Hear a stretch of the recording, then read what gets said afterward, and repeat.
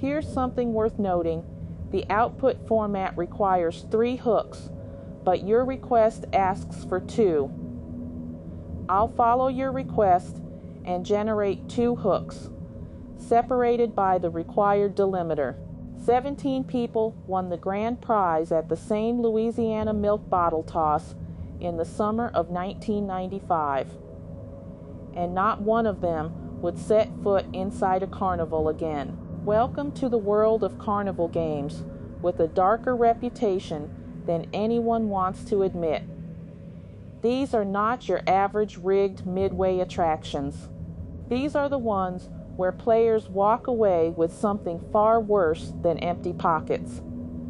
Let's start with a traveling carnival that operated across the American Midwest throughout the 1970s and 1980s. Former employees describe a particular ring toss booth that moved from town to town under different names.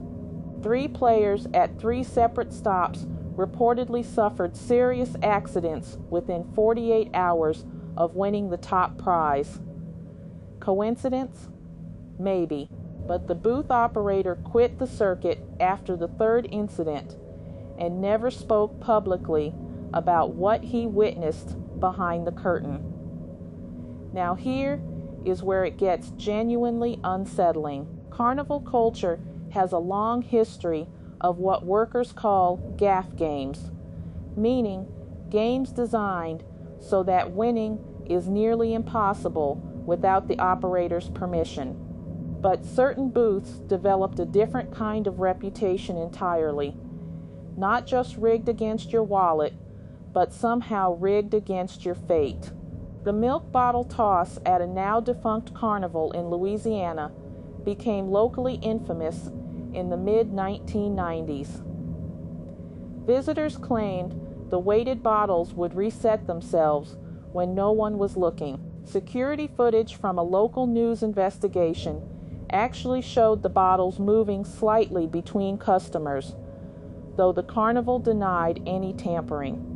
7 people who won that booth's grand prize that single summer reported unusual streaks of misfortune in the following months. Psychologists would argue that confirmation bias does the heavy lifting here. We remember the bad things that follow a strange experience and forget the neutral ones. That explanation makes sense on paper, but it does little to explain the documented cases. Consider the duck pond games designed for children.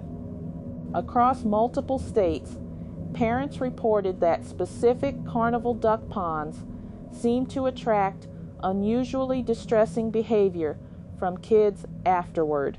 Sleep disturbances, repeated nightmares about water, and an overwhelming fear of returning to the fairground. Child psychologists investigated several cases, but found no single explanation that satisfied everyone involved.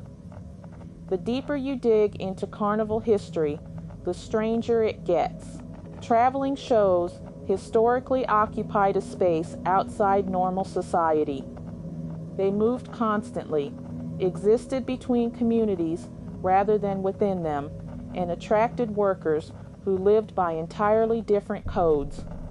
Some historians believe this outsider status allowed genuinely unusual practices to persist in traveling entertainment long after they would have been noticed elsewhere.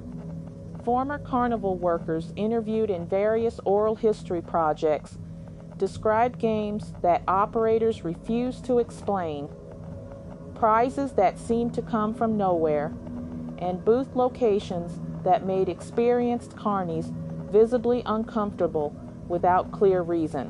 Whether you believe these games are cursed, haunted, or simply designed by people with very particular intentions, one truth remains constant.